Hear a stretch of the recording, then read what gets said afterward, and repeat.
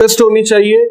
وہ اس طرح کی جنرل دعا نہیں ہونی چاہیے جیسے ہماری مساجد میں ہوتی ہے. وہ صرف شروع میں یہی سنائی دیتا ہے الحمدللہ رب العالمین, اور پھر اینڈ میں سنائی دیتا ہے صلی اللہ علیہ وسلم, اور اس کے بعد سارے آمین کہہ دیتے ہیں. تو یہ تو کوئی فوکس دعا تو ہے ہی نہیں.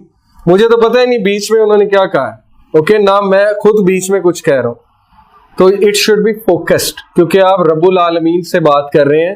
تو یہ بدتمیزی ہے کہ آپ جو ہے وہ فوکس نہیں ہے, آپ کی توجہ کہیں اور ہے, اور آپ جو ہے وہ دعائیں کیے جا رہے ہیں جو آپ نے رٹی ہوئی ہے. اوکے, دوسری بات, you should know what to ask. Okay, آپ کو پتہ ہونا چاہیے میں نے کیا چیز مانگنی ہے اللہ سے, کیونکہ اللہ ہر چیز دے سکتے ہیں. تیسری چیز, it should be specific. General دعا سے اجتناب کریں, اگر ہے تو اٹس اوکے, لیکن اسپیسیفک ہو جائے تو بہت اچھی بات ہے. موسیٰ علیہ السلام کتنے اسپیسیفک تھے. انہوں نے کہا اللہ میری زبان کی لکنت ٹھیک کر دیں, انہوں نے کہا میرا چیسٹ ایکسپینڈ کر دیں, اور اتنا اسپیسیفکلی مینشن کیا کہ مجھے اسسٹنٹ دیں, اور کون دیں؟ ہارون دیں. اوکے, تو یہ اسپیسیفک ہے. جتنا آپ اسپیسیفک ہوں گے اتنا اچھا ہے. آپ دعا کرتے ہیں اللہ میری شادی کرا دیں, اچھی دعا ہے, لیکن بی مور اسپیسیفک. اوکے, اللہ میری ایسے شخص سے شادی کرا دیں. بی مور اسپیسیفک, اللہ میری ایسے انسان سے شادی کرائیں جو یہ کرتا ہے. اوکے, اور اسپیسیفک ہو جائیں. جتنا اسپیسیفک ہوتے جائیں گے, جتنی ڈیپتھ آتی جائے گی نماز میں, اتنی آپ کی دعائیں قبول ہوتی جائیں گی, جتنی دعا میں ڈیپتھ آتی جائے گی. اوکے, تو اسپیسیفک ہو, کیونکہ آپ رب العالمین سے بات کر رہے ہیں, کسی عام شخصیت سے تو آپ بات کر نہیں رہے ہیں. اور کبھی بھی شرمائے نہ دعا کرتے رہے. اوکے, یہ مت سوچیں میں کیا مانگ رہا ہوں, یہ کبھی آپ کے مائنڈ میں نہ آئے کہ یہ تو ہو ہی نہیں سکتا, یہ میں کیا بات کر رہا ہوں, یہ تو ہوا ہی نہیں کبھی. اوکے, مایوسی والی دعا جو ہے وہ ریجیکٹ کر دی جاتی ہے. حدیث کے مطابق دعا وہ قبول ہوتی ہے جو بہت افرمیشن کے ساتھ ہے, کنفرمیشن کے ساتھ ہے. آپ کو پتہ ہے وہ قبول ہوئی.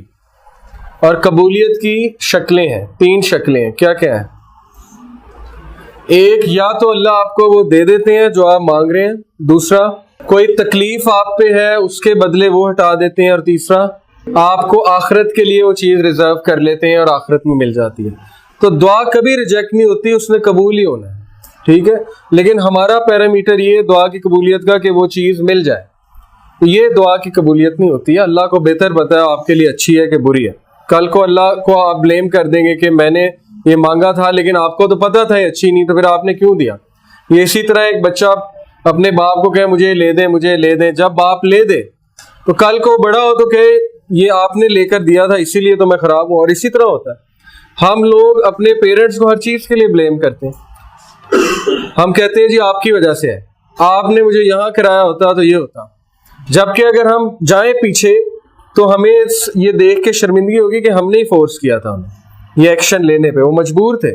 نبی صلی اللہ علیہ وسلم نے کہا کہ 3 لوگ کی طرف اللہ رحمت کی نگاہ سے نہیں دیکھے گا قیامت والے دن. ان میں پہلا ہے العاق جو ماں سے تکرار کرتا ہے. العاق وہ شخص ہے جو ماں سے تکرار کرتا ہے. ماں کہتی ہے بیٹا یہ کیا کر رہے ہو, وہ کہتا ہے آپ کو نہیں پتا, آپ کو کیا پتا ہے, چھوڑیں بس اس کام. العاق, اللہ رحمت کی نگاہ سے بھی قیامت والے دن اس کو نہیں دیکھیں گے. دوسرا المنان ہے احسان جتلانے والا. کسی پہ احسان کر کے فیور دے کے لوگوں کو بتاتا ہے میں نے اس کے ساتھ یہ کیا, اس کو تو پتہ ہے کچھ نہیں تھا, میں نے اس کو سکھایا. اوکے, یہ آپ اپنا ریوارڈ ضائع کر رہے ہیں, اپنی نیکیوں کو آگ لگا رہے ہیں. تیسرا, وہ مرچنٹ جو جھوٹ بول کر سودا بیچے, جو لوگوں کو دھوکہ دے کہ میں نے یہ چیز اتنے کی خریدی تھی اور آپ کو میں صرف اتنے کی دے رہا ہوں. تو بیسیکلی جھوٹا انسان, لوگوں کو امپریس کرنے کے لیے جھوٹ بولنے والا انسان, یہ 3 لوگ کی طرف اللہ رحمت کی نگاہ سے بھی نہیں. اور ان میں سب سے زیادہ سکیری پہلا ہے, کیونکہ یہ ہمارا المیہ ہے. یوتھ میں ہم لوگ ماں سے تکرار بڑی کرتے ہیں. اوکے, یہ چیز آپ چھوڑ دیں کیونکہ اس کی بڑی اسٹرکٹ وارننگ ہے.